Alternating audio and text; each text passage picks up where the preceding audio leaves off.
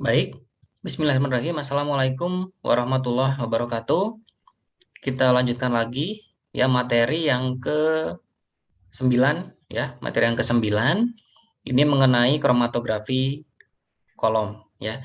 Jadi pada dasarnya ini hampir sama gitu ya, seperti kromatografi kertas, kemudian kromatografi lapis tipis ya yang kita pelajari di minggu lalu ya. Jadi pada prinsipnya sama, ini untuk memisahkan senyawa yang terkandung di dalam tanaman ya, baik itu dalam bentuk ekstrak ataupun fraksi ya, berdasarkan tingkat kepolaran. Ya, mungkin hanya saja perbedaannya adalah jenis silika gelnya gitu ya. Jadi kalau yang kita gunakan kemarin adalah silika gel yang ada penyangganya gitu ya. Nah, kalau yang sekarang yaitu silika gel yang tidak ada penyangganya. Karena sudah ada penyangganya gitu ya. Penyangganya yaitu kolom ya. Oke. Oke, ini pemilihan metode kromatografi ya. Jadi ada yang berdasarkan fase diam ya, ada yang berdasarkan fase geraknya gitu ya. Jadi kalau kita gunakan yang padat gitu ya. Berarti kalau padat fase diamnya berupa padatan, fase diamnya berupa padatan ya, berarti adsorpsi ya, berarti fase geraknya cairan atau gas ya. Jadi kalau fase geraknya adalah cairan, ini terbagi menjadi dua ya. Ada yang plat dan ada yang kolom ya. Kalau plat ini HPTLC yaitu High Performance Thin Layer Chromatography ya, atau bisa juga menggunakan yang kolom atau kromatografi kolom ya. Nah, kemudian ada yang penukar ion ya atau ion exchange. Ini mekanismenya pertukaran ion ya. Berarti untuk senyawa-senyawa yang ada ionnya, ya, baik ion kation maupun anion. Nah, ini fase geraknya berupa cairan ya, dibagi menjadi dua ya. Jadi ada kromatografi penukar anion ya dan kromatografi penukar kation ya. Kemudian ada yang fase diamnya gel ya atau eksklusi ya, ini mekanismenya. Fase geraknya cairan, ini kita gunakan GPC ya. Oke, itu pemilihan metode kromatografi ya. Jadi tergantung lagi dari sampel yang ingin kita pisahkan ya. Nah, ini lebih lebih lengkapnya lagi ya. Jadi ini ada kromatografi. Ini ada berdasarkan fase gerak ya. Ada kromatografi gas, ada kromatografi cair ya. Jadi kalau kromatografi yang gas ini ada dua fase diam ya, bisa cair, bisa padat. Ya, kalau cair ini mekanismenya partisi ya, kalau padat berarti adsorpsi tadi ya. Kemudian ini untuk apanya? Tekniknya ya. Ini kolom, ini pun kolom ya. Nah, kemudian kalau untuk yang fase diamnya cair berarti kita gunakan kromatografi cair gas ya, atau gas liquid kromatografi atau GLC. Kalau yang fase diamnya padatan ya kita gunakan kromatografi padat gas ya atau GPC. Ya, atau gas GSC ya atau gas isolated kromatografi. Nah, itu untuk yang kromatografi gas. Nah, kalau yang kromatografi cair ini ada 3 fase diam ya. Ada yang cair, ada yang bonded liquid, ya ada yang padatan. Nah, kalau untuk yang cair ini ada partisi ya. Ada kolom, tekniknya ada kolom atau datar atau planar ya. Kalau yang kolom kita gunakan kromatografi cair-cair klasik ya. Kalau yang planar kita gunakan kromatografi kertas ya atau kromatografi lapis tipis ya. Nah, kalau yang bonded liquid ya atau modifikasi partisi ini teknik kolom bisa kita gunakan KCKT ya atau HPLC. Kalau untuk yang planar ini kita gunakan HPTLC yaitu kromatografi lapis tipis kinerja tinggi. Nah, kemudian untuk yang padatan ada 3 mekanisme ya. Ada adsorpsi, ada penukar ion dan ada eksklusi. Nah, kalau untuk adsorpsi ini ada kolom ya, tekniknya bisa kolom, bisa datar ya. Kalau yang kolom kita bisa gunakan kromatografi pada cair dan kromatografi cair kinerja tinggi ya untuk yang instrumennya. Kalau untuk yang teknik menggunakan planar atau datar, kita bisa gunakan TLC, kromatografi lapis tipis, atau bisa menggunakan kromatografi lapis tipis kinerja tinggi ya atau HPTLC. Nah, untuk yang penukar ion, kita hanya bisa gunakan teknik kolom ya menggunakan kromatografi penukar ion ya atau ion exchange kromatografi. Nah, sementara kalau yang eksklusi sama ya, ini juga tekniknya hanya bisa menggunakan kolom ya. Kita bisa gunakan kromatografi eksklusi atau exclusion kromatografi ya atau gel permission kromatografi atau GPC ya. Jadi itu skema klasifikasi sistem kromatografi. Jadi kembali lagi, kapan kita memilih kromatografi teknik tersebut ya, kapan kita gunakan atau kita pilih teknik tersebut ya, kita sesuaikan lagi ya dengan senyawa yang ingin kita pisahkan dari ekstrak fraksi ya atau sampel tanaman. Oke, ini kromatografi kolom ya, menggunakan media kolom sebagai penyangga. Jadi kalau kemarin penyangganya kertas untuk kromatografi kertas, untuk lapis tipis menggunakan plat gitu ya. Nah, untuk kromatografi kolom ini kita gunakan kolom sebagai penyangga. Nah, fase diamnya dipadatkan pada kolom gelas dengan arah vertikal ya. Kromatografi kolom termasuk ke dalam liquid kromatografi atau LC. Ya, mekanisme pemisahannya perbedaan migrasi ya komponen akibat perbedaan distribusi pada dua fase yang tidak saling bercampur. Kemudian perbedaan distribusi dapat disebabkan oleh proses adsorpsi ya, fase diam berupa padatan dan fase gerak berupa cairan ya, atau partisi fase diam dan fase geraknya sama-sama berupa cairan. Jadi kalau kemarin di fase di kromatografi lapis tipis itu adsorpsi ya. Kalau di kertas partisi, nah kalau di kolom ini bisa gabungan ya, bisa adsorpsi, bisa pula partisi. Nah, ini sistem kolom ya, sistem kolom yang ingin kita buat untuk kromatografi kolom. Jadi rujukan sistem elusi ini berasal dari KLT analitik ya, analisis atau kualitatif. Ya, senyawa yang akan dikromatografi sebaiknya memiliki RF. Nah, jadi sebelum di kolom ini sebenarnya tahapan yang berkorelasi gitu ya. Jadi setelah kemarin di KLT, di KKT baru boleh di kolom. Nah, jadi kenapa kita harus tahu dulu nilai RF ya kemarin di KLT? Karena selanjutnya kita akan melakukan kromatografi kolom ya. Jadi RF-nya ini syaratnya 0,2 sampai 0,3. Nah, jika terlalu besar bagaimana? Nah, senyawanya akan cenderung lebih mudah keluar ya, sehingga proses elusi tidak akan terjadi ya. Nah, fase diam yang digunakan ini silika gel tanpa pengikat ya, silika gel G kemarin ya. Kemudian silika gel H ya atau N kemarin ya. Kemudian alumina, selulosa atau bisa kalsium karbonat. Nah, fase geraknya ini sama seperti KLT dan KKT, bisa tunggal, pelarut organik tunggal atau campuran. Nah, sifat kepolaran dari fase geraknya ini bisa isokratik atau bisa landaian. Kalau isokratik berarti dari awal sampai akhir pelarutnya kepolarannya sama. Ya berarti kalau polar terus gitu ya sampai akhir. Nah, kalau landaian ini bisa menggunakan 3 sifat. Ya, misal di awal polar dulu, setelah polar baru dilanjut semipolar, setelah semipolar dilanjut oleh yang nonpolar. Itu kalau yang landaian. Ya. Nah, fase gerak ini melewati kolom dengan adanya bantuan gaya gravitasi, ya jadi tidak ada tekanan maupun tidak ada vakum. Nah, senyawa yang punya afinitas besar terhadap fase diam akan tertinggal di atas, ya. Sedangkan afinitas kecil akan terbawa ke bawah, ya bahkan akan terbawa keluar dari kolom. Oke, prinsip pemisahan, ya ini adsorpsi, desorpsi, elusi, ya jadi sama, ya. Nah, selama pemisahan gitu ya, kromatografi akan terjadi proses pemindahan ya, solut dari fase gerak ke fase diam atau kita sebut dengan sorpsi, dan proses sebaliknya ya, pemindahan solut dari fase diam ke fase gerak atau desorpsi secara terus-menerus ya, karena sistem kromatografi berada di dalam keadaan setimbang atau dinamis ya. Solut akan terdistribusi di antara dua fase ya, sesuai dengan perbandingan distribusinya. Ya, jadi sama seperti kemarin ya, ada fase diam, fase gerak, hanya bedanya fase diamnya tidak ada pengikat. Jadi fase diamnya kita basahi ya dengan fase gerak kalau di dalam kolom.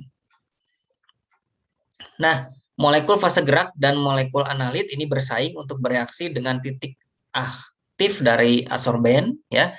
Keduanya bersaing untuk berikatan dengan sisi-sisi polar pada permukaan adsorben, ya. Jadi makin besar jumlah gugus hidroksil pada senyawa, makin kuat senyawa itu ditahan, ya. Jadi gugus hidranol pada fase diam bersifat sedikit asam dan polar, ya. Oleh karena itu gugus ini mampu membentuk ikatan hidrogen dengan solut-solut yang agak polar sampai sangat polar, ya.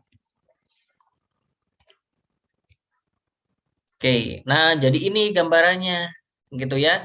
Jadi posisinya senyawa itu nanti menggantikan fase diam, gitu ya. Jadi kenapa kita perlukan fase gerak? Nah, nanti fase geraknya tujuannya untuk membawa sampel yang ada di atas tadi, ya, agar lama-kelamaan terbawa ke bawah, ya, tergantung sifat kepolarannya. Nah, semakin polar solut, ya, maka akan semakin tertahan kuat ke dalam adsorben silika, ya. Solut-solut nonpolar ini tidak mempunyai afinitas, ya, atau mempunyai sedikit afinitas terhadap adsorben polar. Nah, solut-solut yang terpolarisasi mempunyai afinitas lebih kecil, ya, terhadap adsorben polar disebabkan karena adanya interaksi dipol atau interaksi terinduksi oleh dipol. Nah, sementara solut-solut yang polar ini terutama yang mampu membentuk ikatan hidrogen akan terikat kuat, ya, di dalam adsorben sehingga dibutuhkan fase gerak yang cukup polar untuk mengelusi. Nah, ikatan hidrogen dibentuk antara gugus OH pada silika, ya, dengan atom elektronegatif seperti oksigen, nitrogen, dan solut, ya. Nah, pada umumnya urutan elusi ini pada pemisahan isomer ialah orto, meta, dan para, ya. Kedudukan gugus fungsional tertentu dalam suatu senyawa menentukan interaksinya, ya. Jadi kita harus tahu dulu, ya, senyawa kita sifatnya apa, gitu ya, sehingga kita bisa menentukan fase diam dan fase gerak yang cocok. Nah, kemudian apabila tidak diketahui bagaimana, ya, kita gunakan sama seperti kemarin, ya, kromatografi lapis tipis yang menggunakan fase normal, ya, kita gunakan bertahap, ya. Kita gunakan yang landaian berarti, ya.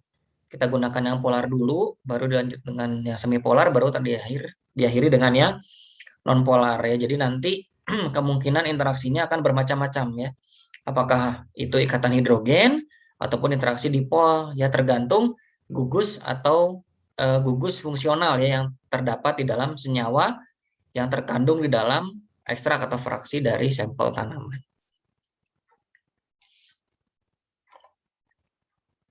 Oke, jadi mekanismenya seperti ini, ya. Jadi di awal ini masih menyatu sampelnya, ya, bercampur. Nah, mungkin lama-kelamaan karena kita gunakan yang landaian, gitu ya, akan terpisah yang polar dan non polar misalnya. Ini lama-kelamaan akan terpisah, ya. Nah, selanjutnya di akhir nanti kita tampung, ya. Nah, ini, ya, ini bagian-bagian dari kromatografi kolom, ya. Ini kolomnya seperti ini, ya. Jadi ini sampelnya di awal seperti ini posisinya, dan nanti diharapkan di saat terelusi, nah, bisa terpisah, ya, berdasarkan perbedaan warna, ya. Oke, kemudian pemilihan kolom, ya. Jadi kolom itu ada bermacam-macam ternyata, ya. Jadi untuk pemisahan normal kita cukup gunakan kolom yang berdiameter 10 sampai 100 kali, ya. Kemudian untuk senyawa yang sulit dipisahkan ini panjang kolomnya lebih dari 100 kali diameter mulut kolom. Kita gunakan kolom yang lebih besar, ya. Nah, ini ada beberapa faktor yang mempengaruhi proses kromatografi kolom, ya. Ada faktor kapasitas, ya, relatif untuk satu komponen, kemudian faktor pemisahan, kemampuan dalam memisahkan satu komponen dengan komponen lain, kemudian faktor kolom yang digunakan, ya, jumlah total plate, ya, secara teori untuk memisahkan komponen satu dengan yang lain, dan faktor resolusi, ya, kemampuan kolom untuk memisahkan komponen satu dengan komponen yang lainnya. Jadi ada faktor kapasitas, faktor pemisahan, faktor kolom yang digunakan, dan faktor resolusi. Nah, ini perbandingan sampel dan adsorben.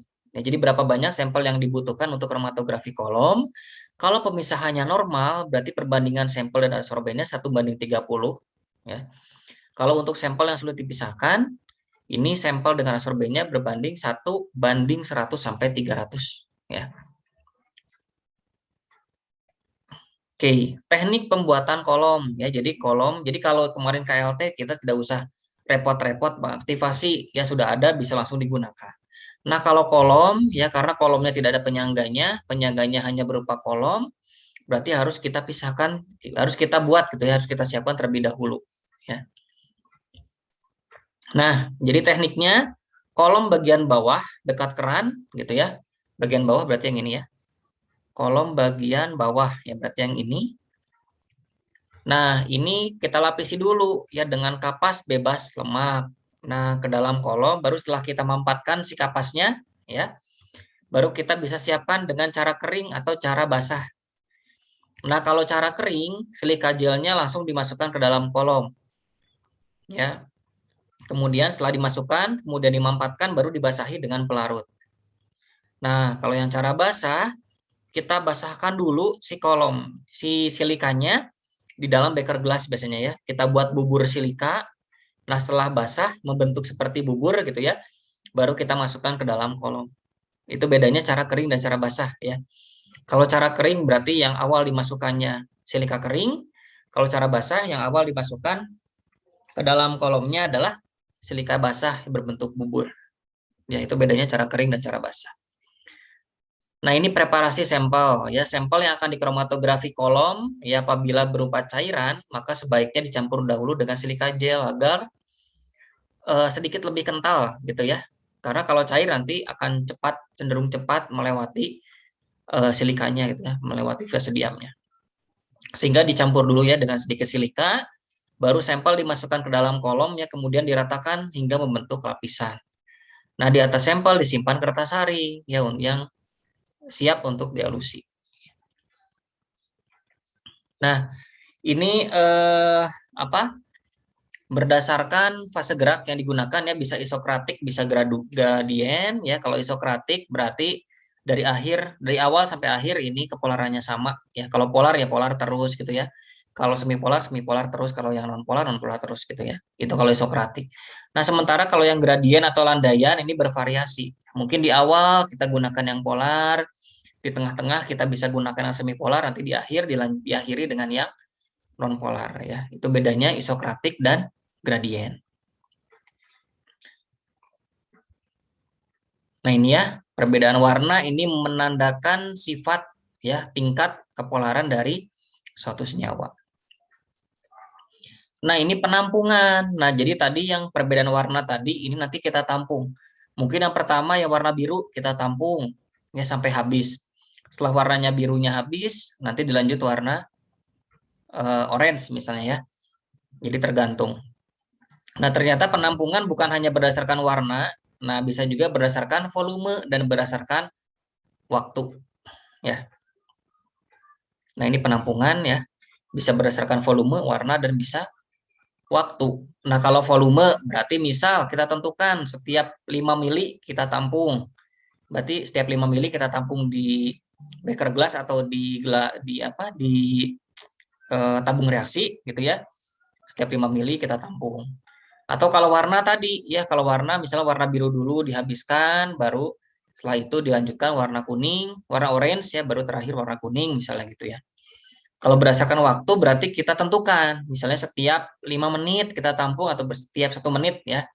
Setiap 1 menit kita tampung, selesai. Menit pertama, menit kedua kita tampung lagi dan seterusnya ya. Tapi tergantung dari alat tampung yang kita miliki ya. Kalau alat tampungnya terbatas ya berarti kita hanya bisa menggunakan yang warna atau yang volume ya. Tapi kalau alat penampungnya banyak, nah kita bisa gunakan berdasarkan waktu gitu ya. Jadi tergantung alat penampung yang kita miliki. Nah, kemudian ada kromatografi cair vakum. Nah, kalau tadi tidak dibantu dengan vakum ataupun tekanan, ya hanya oleh gaya gravitasi ya. Nah, kalau di cair vakum ini kita manfaatkan adanya vakum ya untuk mempercepat proses elusi. Nah, prinsip dasarnya ini meningkatkan laju aliran ya dengan mengurangi tekanan dalam labu penampung fraksi ya, sedangkan tekanan di atas kolom adalah tekanan atmosfer biasa. Nah, dilakukan penampungan per volume ya, keuntungannya proses cepat. Nah, namun tidak cocok untuk senyawa untuk sampel yang senyawanya masih banyak terkandung ya. Nah, ini ya bedanya. Nah, jadi nanti di atasnya kita tempatkan vakum. Ya. Oke, ini contoh perbandingan fase gerak ya. Kalau kita gunakan yang gradien tadi ya. Nah, ini bisa gunakan perbandingan seperti ini ya. Nah, ini totalnya sama ya 25 mili bebas gitu ya. Kita mau gunakan perbandingan yang mana. Nah, ini pun sama ya. Oke, nah ini campuran pelarut organik ya, pelarut organik yang bisa kita gunakan di kromatografi kolom ya, ada heksan, sikloheksan ya, toluen, benzen, aseton, etanol, metanol. Tapi tadi ya kita pertimbangannya adalah disesuaikan lagi apakah kita ingin yang gradien atau isokratik, kemudian dari kepolaran senyawa yang ingin kita pisahkan dari sampelnya seperti apa sifatnya gitu ya, disesuaikan lagi dengan fase gerak. Oke, jadi nanti prinsipnya seperti ini gitu ya. Jadi di awal masih bercampur ya antara merah dan biru. Misal yang merah polar, yang biru yang non polar masih bercampur. Nah, lama kelamaan turun. Nah, lama kelamaan ini terpisah gitu ya. Dan nanti kalau ini bisa kita pisahkan berdasarkan perbedaan warna gitu ya. Jadi yang warna biru kita tampung, kemudian setelah biru habis baru kita lanjutkan dengan yang warna merah. Oke, nah ini formulasi solvent atau pelarut ya yang bisa kita gunakan pada saat kromatografi kolom ya. Ini lebih informatif ya. Jadi ada polaritasnya, tingkat polaritasnya, ada tingkat viskositasnya, kemudian solubilitasnya atau kelarutan di airnya seperti apa gitu. Jadi kita harus benar-benar rumuskan, harus benar-benar tentukan gitu ya sehingga bisa cocok untuk memisahkan senyawa yang terkandung di dalam sampel ya agar proses elusinya bisa berjalan dengan sempurna ya. Oke, mungkin itu saja ya, itu mengenai kromatografi kolom. Nah, sebelum beralih ke e-kuliah, ini saya akan jelaskan terlebih dahulu mengenai tugas di minggu depan ya. Oke. Nah, jadi ini adalah tugas keempat untuk minggu depan ya. Jadi kalian tugasnya adalah karena kemarin kalian sudah mendengarkan ya, ada kromatografi lapis tipis ya, kromatografi kertas, kromatografi kolom yang tadi saya jelaskan.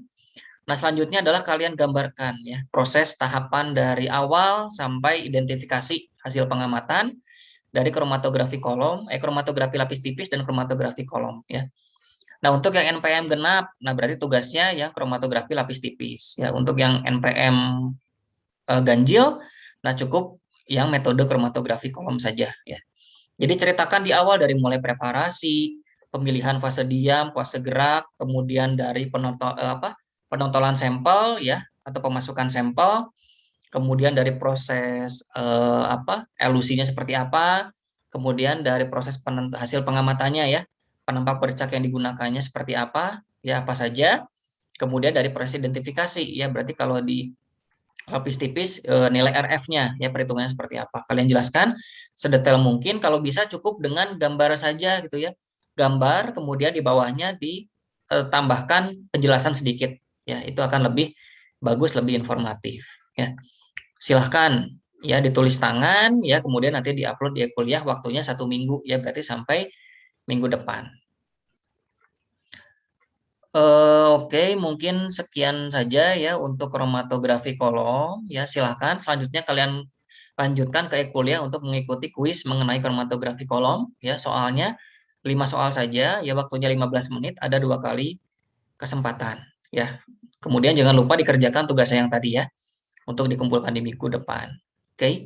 Nah, mungkin sekian saja ya untuk perkuliahan hari ini mengenai kromatografi kolom. Saya cukupkan. Wassalamualaikum warahmatullahi wabarakatuh.